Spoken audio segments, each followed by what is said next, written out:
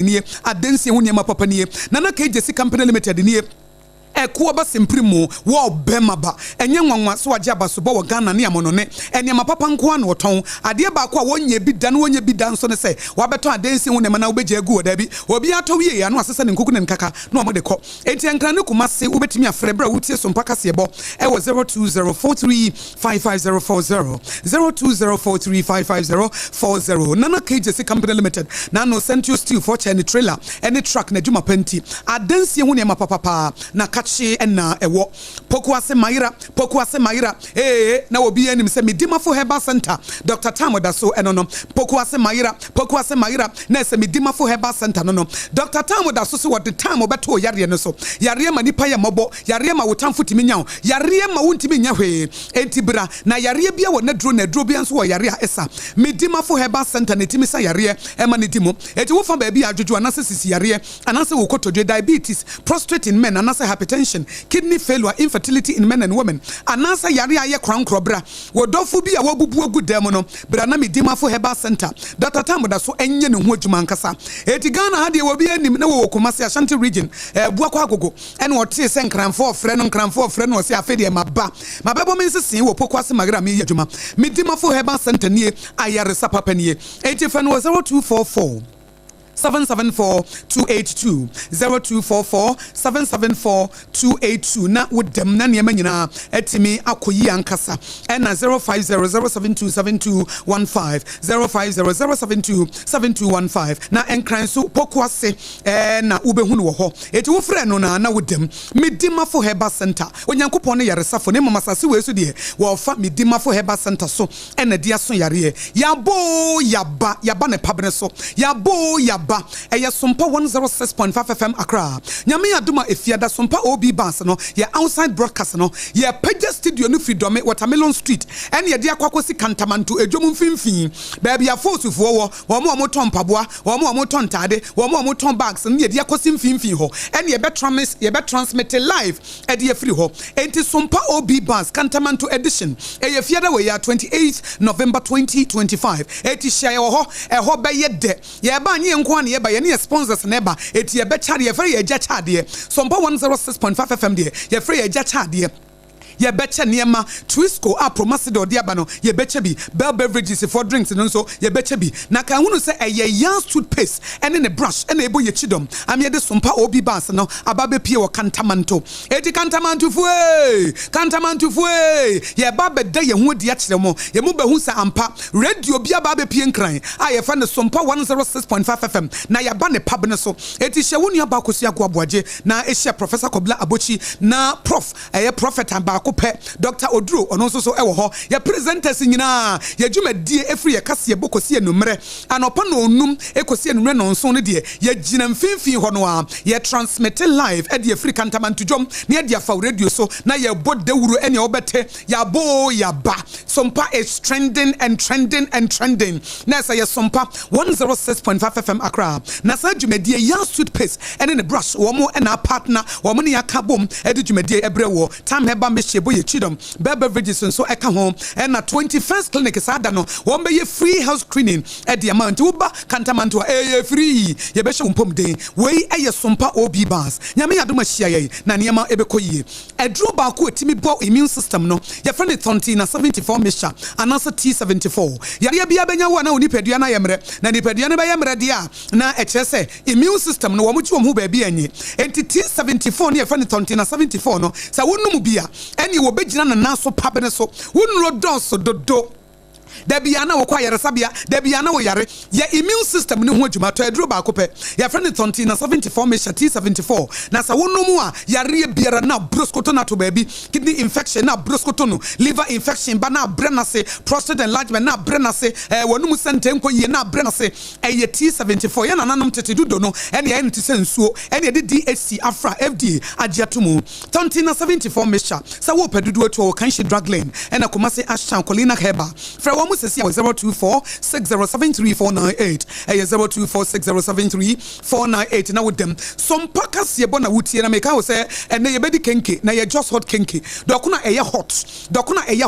eye just bread and pastries for na dia ba dokuna na eye 3 Ghana cedis pe eti wholesale price no eti mo amoton dokuna no ene afa na wo tepenten kwa kwakota aburo na akọ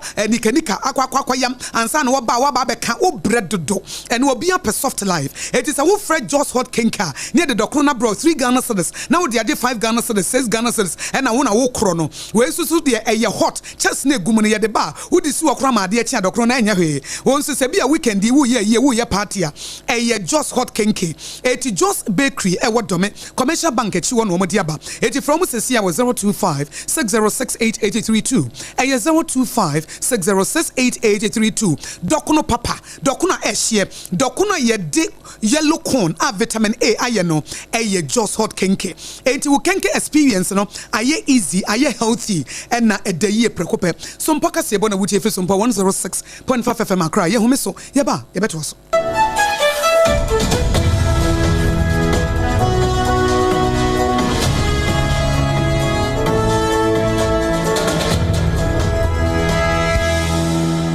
Ewra, me pacho bra na me hwa de wo bag yi. Bra, aden, enen so biem. Hey, time heba me hwa ya me ka se yi ba kun, ani wo yi me yensen. Bra, sanya time heba me hwa, esia jimi ni me fiefo enya de abako ebeso yen. We de udi se ofa ni nyina. Time heba me hwa, me ka se me di one dance ya heaven ene de me kwa akopie. Enti se malaria, we draw ne time heba mixture. Enye enunku o, de nanum ato a wontimi ani die no. Time heba mixture duro no ene ye ma wo. Oba a wo fa afuro de wo ma akwada no fo. Ene akwada woni mfie dumienu entimi num aduro yi bi se obeto aduro yi bi anoma hwe se wakọ hospital anase lab am ye hu se wo atridie malaria yi bi ansa se o petam heba misha enu dudu atu a fo ani kire KNG Herbal Center ewo Emrom Abidjan House ana ba akoso wo atonsu Monaco Junction eno echi obenya bi atowo over the counter medicine sellers ene herbal shop dodo na emu Fre 0244 417669 Kayo set time no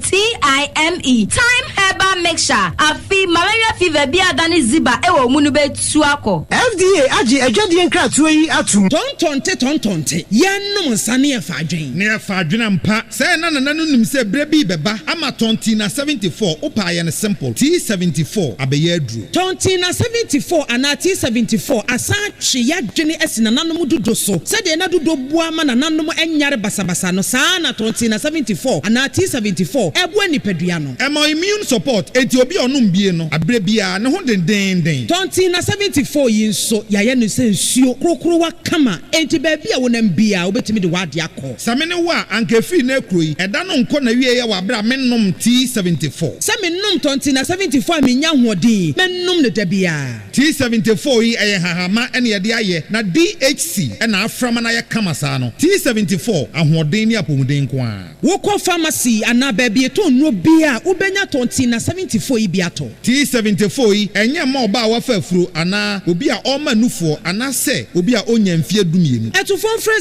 050162891 and 024607349 FDA agi adwadi nkratoe yi atom Endpoint Homeopathy Clinic Ghana had the obi anim sɛ ye prostate na ba bi omutimi ye screening ema hu ni ye etu ase a na ye Endpoint Homeopathy Clinic anase ye kidney ye liver problem wo fa ba bi na adwodwo na de fa ne premature ejaculation no a ba ma bi a wo ne wodofo akwakwahia ase wo di ne ho agro ase wo tonte ene ye bra Endpoint Homeopathy Clinic na ye moa wo ema ne mema mo pa wo ye Endpoint Homeopathy Clinic wo mo dem fua yare bia infections bi ne wo ho anase bia wo hwa wo fa ba bi na adwodwo kidney problem prostate de ye Endpoint Homeopathy Clinic kuma se ubehu Endpoint Homeopathy Clinic e wo kronoma bohia ena akra hanso so de wo mo gina mu ankasa e wo spintex bebre friend share signboard no hudru na ubusasa wo pe Endpoint Homeopathy Clinic obi a ebechiro for Endpoint e wo 0244867068 and 0274234321 Endpoint Homeopathy Clinic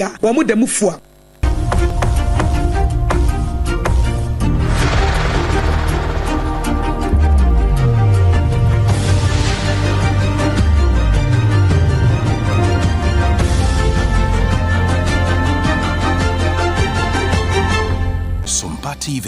Emma Aketiapa. Nokre Emma Aketiapa, transem no so akopiemu ewo amonone. French mampani Emmanuel Macron, wode atodwa ekire se nyame ya adomo a enche bia sene na no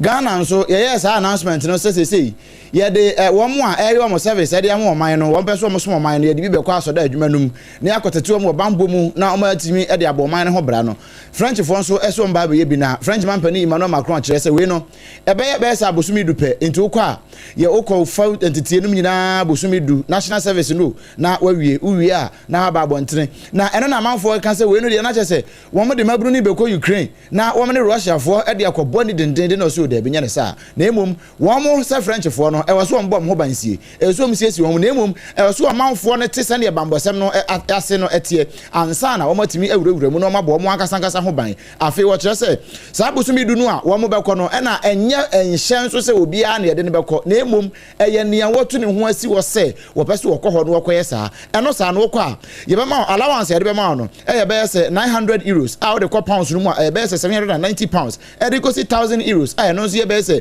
880 pounds per month eno ye bosome nko a na ye de be ma wo na no nti we ye enkra every French memo e de aba wo mo mampani e be ho de a che so mpaka se Kasiebo no si enseme de somo no pede makotre bi ne se ono bo kwabena minta akando eyo soafo a wo hempom din sem so wode atomra hyebedwafo anim se wo munyanya afi e wa ban mu nenso dwumadi wo modi ne edoso a abandada na ayaresabia wo hyase a wanwie no wo mode bekwa wiye Director General Edma Ghana Education Service here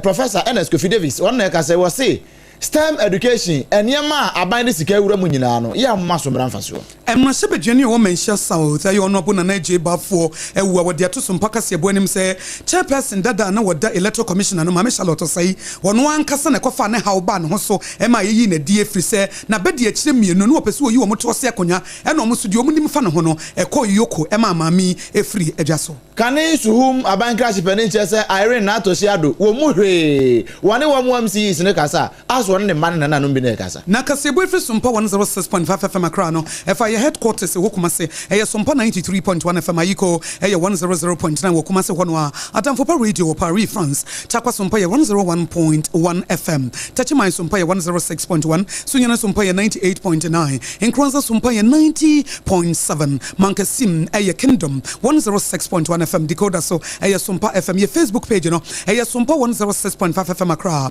ena SOMPA FM live on subenya ye ewo YouTube ye website eye www.sompaonline.com nana KJC company limited o ton adansi ho niema ena boy ye chido mamede kasebo esomwo